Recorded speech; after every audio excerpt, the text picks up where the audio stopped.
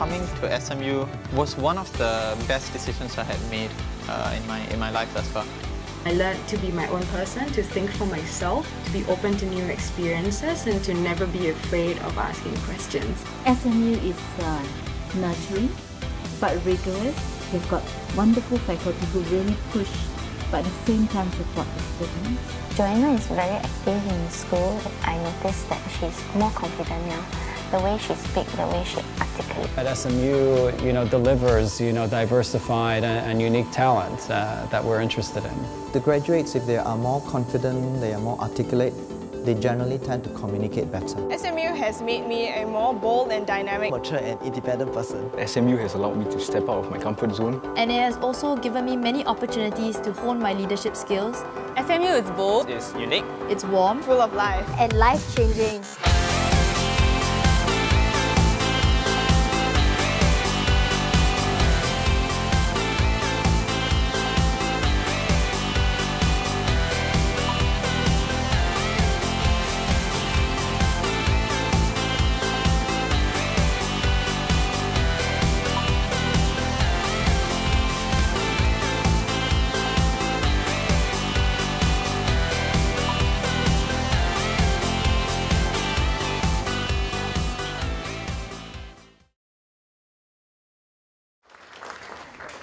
Many key decisions had to be made throughout these 15 years. Which direction to go? What strategy to adopt? There was certainly risk. And what went through the minds of all these key decision makers? The fears and concerns they had? Any decisions that they wish they could undo? What about regrets? We shall find out. I was told the first day when I stepped into SMU's planning office at Wah Chang House in 1998 that we can really be informal when we address our bosses. The tradition seems to have stuck on since then. Well, these three letters still strike a chord of fear among some of us here at SMU. I would now like to invite HKP back on stage, followed by Janice, our one and only female president so far, Ron and Moody, and of course our current president, whom we call ADM. And we thought for that special touch, we at SMU pride ourselves as always doing something very different. We'd like to present all of them with a very special SMU 15 commemorative jacket in the signature blue and gold, our corporate colors. Yes, please. Katie. Your names are embroidered on the jacket.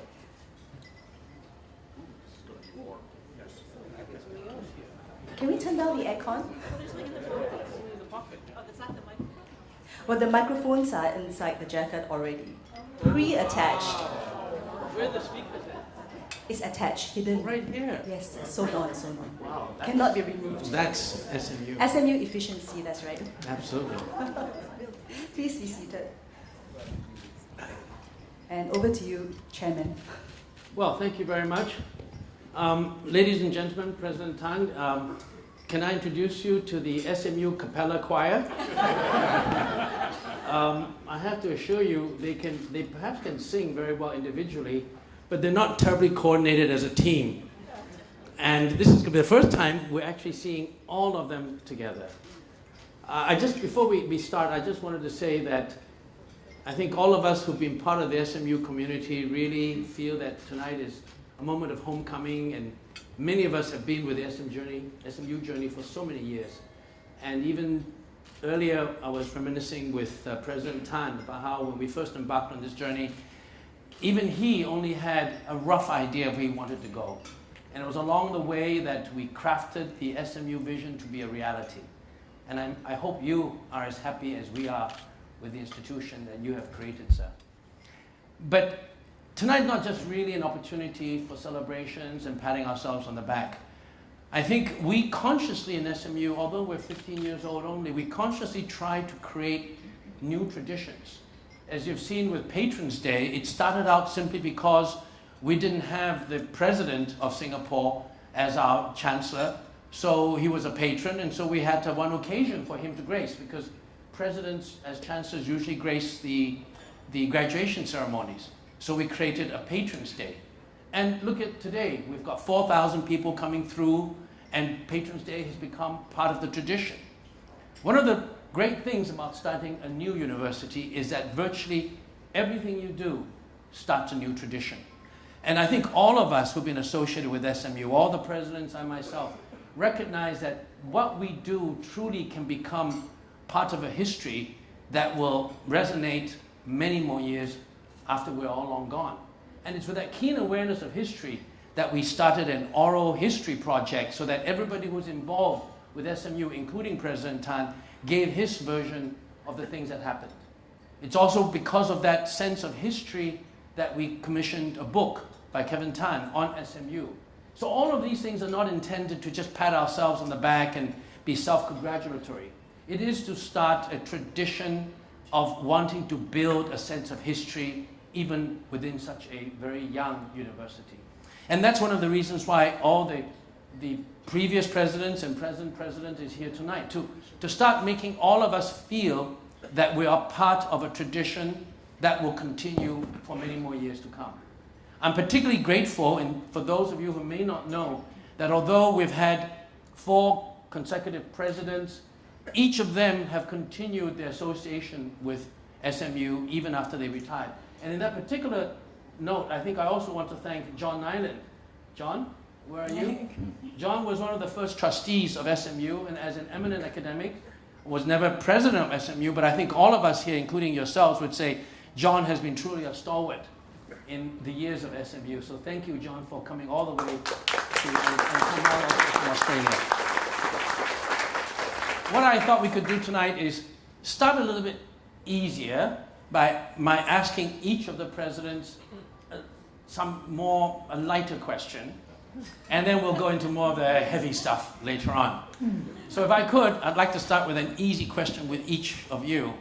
And the easy question would be, for your tenure in SMU, what was the worst moment that you can remember? And of course, to soften that, what was the best moment? So Janice, you can start.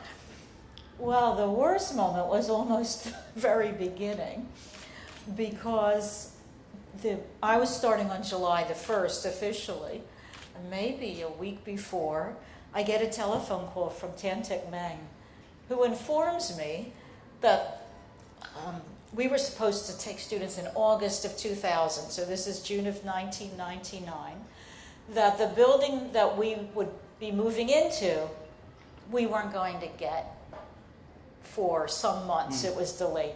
Therefore, we had no place no place. So as of July 1, it was, where are we going if we're supposed to have students coming in August? And in my mind, I'm thinking, well, we need a faculty, we need more faculty members, we'll need to recruit students, we have to have a curriculum and have the faculty comfortable, and I didn't expect this piece.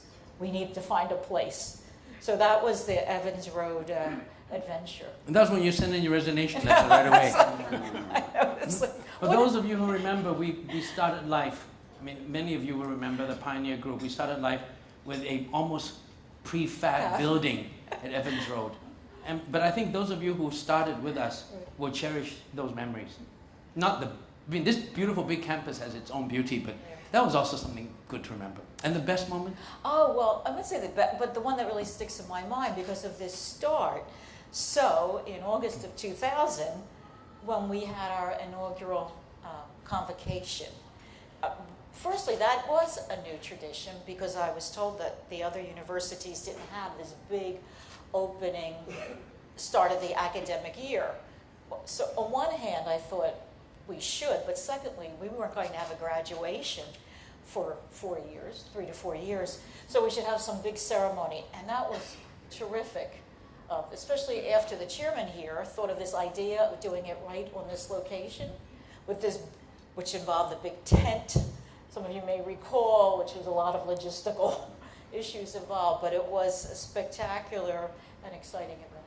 So that was everything coming together. It was exciting.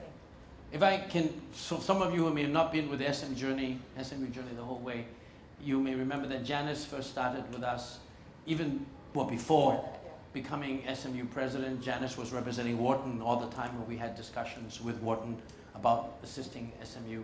And then when we were supposed to look for the first president, and we had this crazy idea, which you thought was crazy when we first proposed it to you, that Janice be our first president, although she could not be here with us full time. And I remember talking to President Tan at that time, and he said, well, if you think you want to do it, go ahead and try. And I think it was almost unheard of, a president who would be shuttling between Wharton and here. And I think you had to retire earlier because of your father's health, but I think we can all say that Janice's real contribution to SMU was in creating the culture, creating the whole ethos of what SMU was going to be about. And although you left soon after the first batch came in and you didn't see the rest of the years, your continuation with the Academic Affairs Committee and so on really has made your mark felt. Then of course it went on to Ron, who was already on the Board of Trustees and joined. And then I can probably say your real contribution where you truly laid the foundations. It was during your time that we had the second batch, we had the first batch of, second batch of students coming in and the first batch of graduates. And we had not yet moved here. We didn't really expand with the law school, but you built the foundations. So if I could ask you the same questions, what was your worst and best moments? Probably the day I sat down at the president's desk for the first time and realized I was on the spot. Because one of the things about a brand new university is you have to do almost everything at once. You can't focus on a single thing. It's like an orchestra. Every piece of the orchestra has to be brought in at the right time and in the right order, or the programs won't come together, you won't have the quality, you won't have the faculty. And that's sort of intimidating because I had served as a dean in a couple of different institutions that were pretty well established. And in taking a period of service, I pretty knew what the key issues I'd have to focus on, and most of the others I could delegate. Here, there wasn't a good infrastructure initially for delegation. The major asset, however, that got me out of that funk, if you like, was finding the quality of the people here and their motivation and their commitment to this society and this institution. That made a great difference to me. So that's your worst and best moment? Mm-hmm. I thought when you sat on your seat as president, that would be your best moment.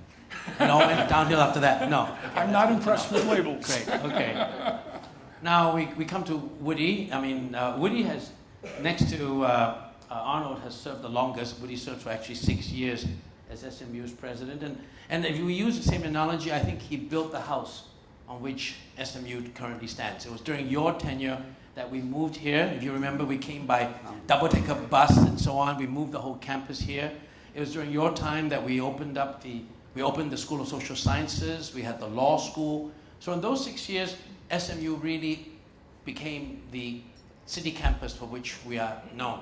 So during those 6 years, you must have some relatively more colorful, not politically correct, best and worst moments. So what were some of the truly worst and best moments you had? Well, I'm thinking of the lighter kind of KP. I'll save one of them for private conversation. But I was thinking about one of the more embarrassing moments. It was nothing terribly bad, but it was embarrassing nonetheless. Was the time that I left poor Danny at SMU without his wallet or his keys or his anything. Danny is the driver that worked for me and now works for Arnoud. And I like to drive myself a lot of the times, and so this evening, usually I would call Danny, or ask Shelley to call Danny and say, you can go home, or we don't need you this evening, or we do need you this evening, and so forth. But I forgot all about that, and I just went downstairs and got in the car and drove to the American Club to go to the gym, and didn't bother to check my phone, which Shelley reprimanded me about. And about 2 hours later, I saw all these missed messages on my telephone, and it's Shelley. where are you? You have everything that Danny owns, and he's left at SMU. He can't go home because you have his bus pass, you have his keys.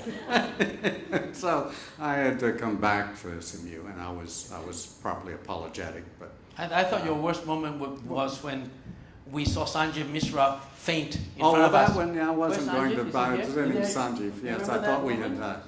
Yeah, we were doing a fundraising bike-a-thon kind of thing on stationary bikes at Plaza Singapore on a very, very hot day. And Sanjeev fainted. I thought he died. I was in a meeting with the chairman. And I thought, oh my goodness, on my watch we lose a trustee. And at least it's in the middle of a charity event. We could donate sacrifice. Yeah. And your best moment?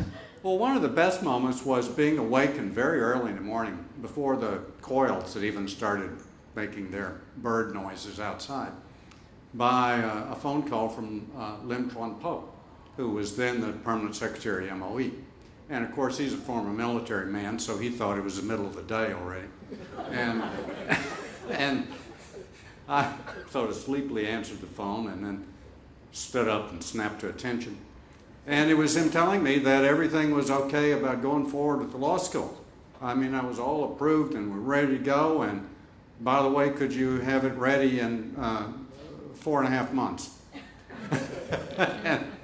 and it was, well, we did. So it all turned out fine. But that was like a wonderful ending to a fairly long saga that had begun way back in Ron's time, early in Ron's time.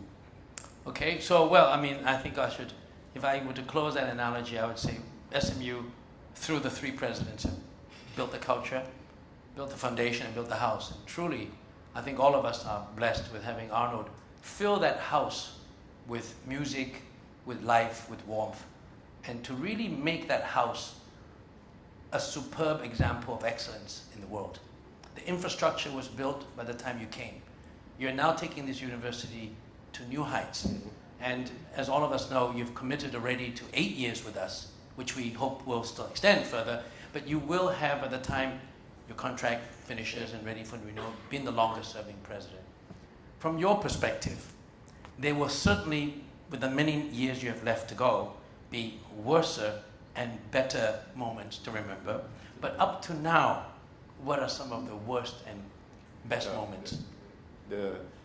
I'm very close to the students, or I try to be very close to the students, and I think my worst fears are always that I open up with my phone in the morning and I see that something has happened to the students, to one of the students, an accident, a student that has problems. And I think my worst moments over the last 4.5 years had always to do with a big problem with one of our students. I mean, I can't say that there are 7,500 children, they're young adults, but I still care very much about what they're doing. And these bad moments are when somebody has an accident in Ghana or has to be recalled from a place where they are on exchange or on internship because they're very ill. Those moments are usually very unpleasant moments.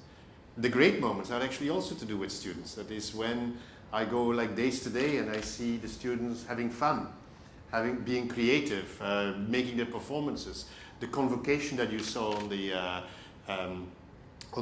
screen a few seconds ago, where they, after months of work, actually perform and do something. A little bit like today, you worked probably 6 months to organize this Patrons Day. The team that actually did it, when I see the joy that they have in getting things done and experiencing in practice what leadership, what change management, what management is all about, then I have a great moment, I have to say. Great.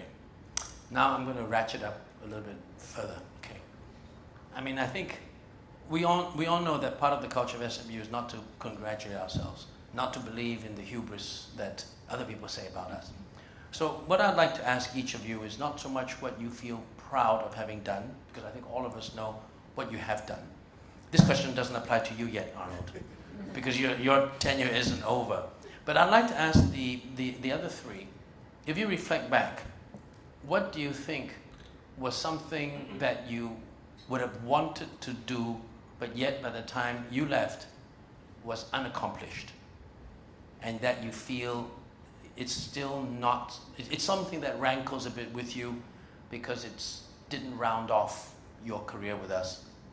Because that gives all of us a better insight, not only into you, it gives us further insight into what we should become, because these are the things that you are not that happy about during your tenure. Janice? I would think that, and it had to do with the faculty. First of all, I didn't have enough time.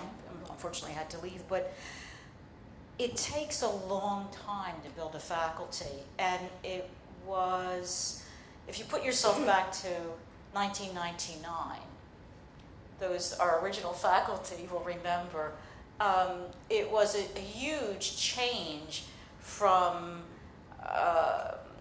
almost civil service grades and not the same sort of tenure review, etc.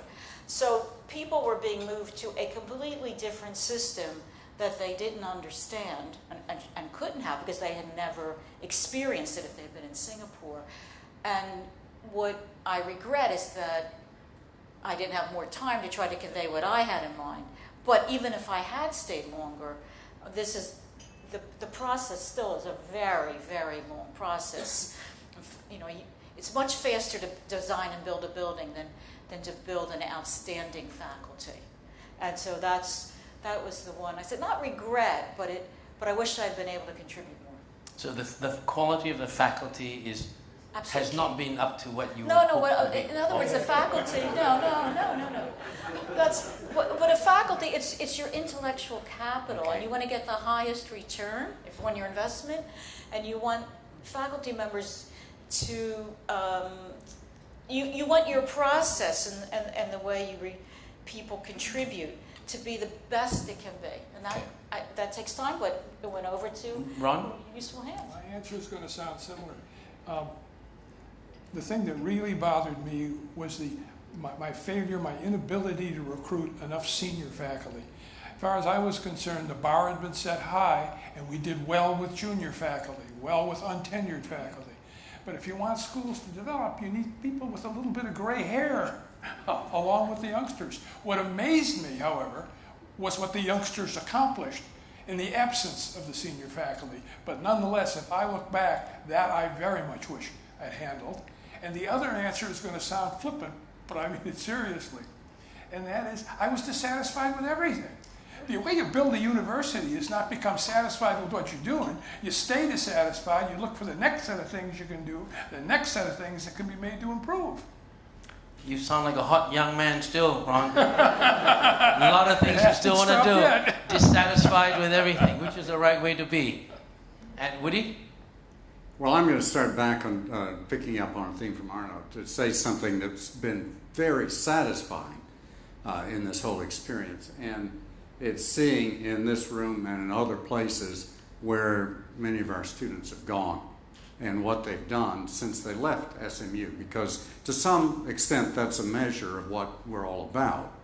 How do they work in the world? What kinds of things are they doing? What contributions do they make, and so forth? And they've done some remarkable things in a very short time frame, because we don't have any old alumni so far. But that's very heartening. That's been one more satisfying. I suppose the thing to pick up on Ron, you're never satisfied, really, because there's so much we want to do. We want to build, we had that meeting over on Sentosa when we talked about building something that was on the order of LSE, not LSE, but with the range of disciplines and ideas and so forth. Anyway, that's still a work in progress. But progress is going on, but we haven't gotten there yet. And I think all of us want to do everything at once. And we take as our benchmark universities that have been around centuries, when we've only been around now 15 years. But having that level of dissatisfaction is always, I think, important in any kind of growing, creative kind of university, wanting to do something new and different all the time. By the way, well, you were not here to be president when we introduced H1N1 to Singapore. And one of our students came back from New York with it. That was an interesting experience. Now, Arnold, we're not going to ask you the same question. There's still so much to I know. What we're going to do now is we're channeling all our dissatisfactions and frustrations and everything to you, and you're now going to tell all of us what is this SMU 2025 vision, and what are you going to do to achieve this? There's still so much to do, and if I have one frustration is that there's only 24 hours a day in a day. I would like to have my 8 days a week and 26 hours a day. That would sort of give me enough time to do all the things we want to do. But we want to build a great university. We have the foundation, as you said, we have the infrastructure, we have good faculty, actually. You helped to build that. We have a great group of students. We have wonderful alumni. We have great supporters around us here, and we want to build a great university that is not only great in Singapore, not only great in Asia, but is recognized to be great worldwide. And for that, I have summarized it with many of my colleagues in three goals. That is, first of all, we need to keep on innovating in the way we create a learning environment. We were discussing at the table that this library has changed completely. It used to have books in it. We now have e-books, and still a few books, but far less. We've transformed it because we want to create a different learning environment for what this university is all about. Secondly, we want to have impact through our research. We want to align large research projects with what the needs of Singapore are, in aging, in analytics, in urban sustainability, in finance and financial markets, in innovation, all things that are really very important for Singapore. And while we keep on doing excellent, outstanding disciplinary research, we need to make a difference for Singapore. We need to make a difference through our research and through our thought leadership for Singapore. And with all the people around here, I think it's possible to do that. And thirdly, we want to be a good citizen in the city. We got this luck. I mean, you told me how you got here, and I know that President Tan was very supportive, but we have this great luck to be in the center of the city. We need to do something with it. We need to serve the society here. We need to be the iconic university in the city, not only in Asia, but actually an exemplar for the world. If we do these three things well, and we do all the other things that we need to do, like building the alumni, doing good disciplinary research, making sure that our students find good jobs, all the things that universities always have to do. But if you do these three things on top, we'll have a great university. I still have a few years to do that. Absolutely. And the board is totally supporting you. Thank you. The last question I have for you before we have opened it up for other discussions is, some of you may know that although they've retired as presidents, their continuation with the university is quite deep. Janice was on the board of trustees and now is on the advisory panel, and then Ron was the same, and Woody continues to teach at the law school. So with your experience and not necessarily looking over the shoulders of Arnold, which I know you don't do, but if I were to ask you on this occasion, looking ahead, what do you think is the biggest danger for SMU? Not the biggest hope, not what we can aspire to be, because we have tons of that. And we know we don't want to just, again, self-congratulate ourselves. What could go wrong, in your view, that could make us not achieve what we all set out to do? Janice? Not having a passion for excellence. Arnaud talked about innovation, which is important, but I was thinking that there's a phrase now about the middle income trap. I don't know if you know that, but in economics, the idea that many countries get to middle income and they can't go beyond. And I think that's true of many universities. They get to a certain level and they teach well and they're solid and they produce graduates, but they don't move up to the top rank, and it's because, and it's usually the faculty, once again, they don't have this passion for excellence in their field, which would really drive them forward, would push themselves, push them to seek the most outstanding colleagues. And that's the danger, I guess, to be complacent, not have that passion.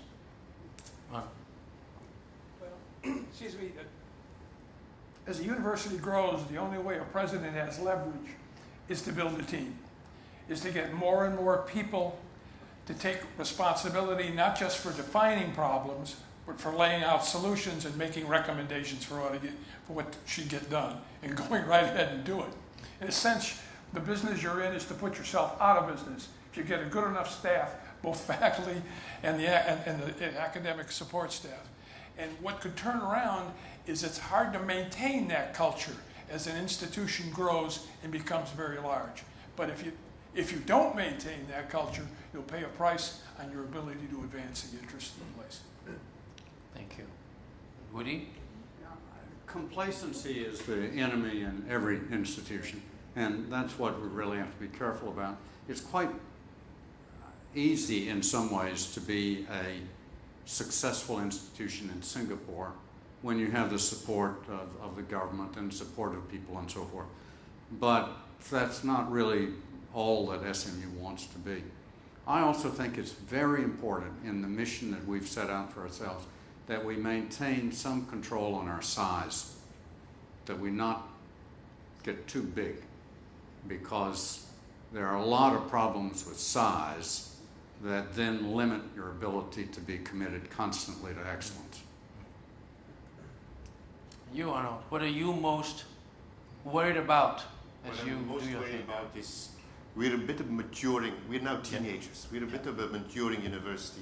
The complacency that you were referring to is an easy road because we do well sometimes, not all the time, but we do well. Complacency is probably the biggest challenge, and that comes with maturity. We're maturing. People are getting a bit older. The students that we attract assume that we are good, and sometimes we forget that we still have to build this institution. We're only 15 years old. There's so much to be done. Great. Before I wind up with other members of the Pioneer team and other people who would like to say anything, besides Sanjeev claiming that he actually didn't pass out, he was just pretending to at the microphone. Anyone wanted to say anything to add to this sort of general discussion and reminiscing about SMU, best moments that you've all had, worst moments, and what you're most worried about? Anything that one of you would like to say?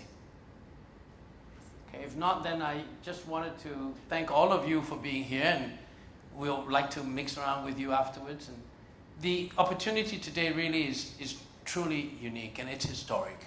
And I think we've started a tradition where every number of years, whether it's be 15, 25, 30, we bring back the people who made SMU important, from alumni to pioneer team to presidents and faculty. And in so doing, we keep that culture alive. As you've all said, without any rehearsals, my takeaway is that culture is really so important in an institution. And the lack of complacency, the ability to look at ourselves and say we are not as good as what people say we are, and we always have to be continually critical of how we could be better. And that's very much keeping in part, I think, with the Singapore spirit. So before we end tonight, could I ask all of you to thank not only the 4 presidents of SMU, but an even more important president, not only of our country, but truly the first patron and in some ways president of SMU, Dr. Tony Tan.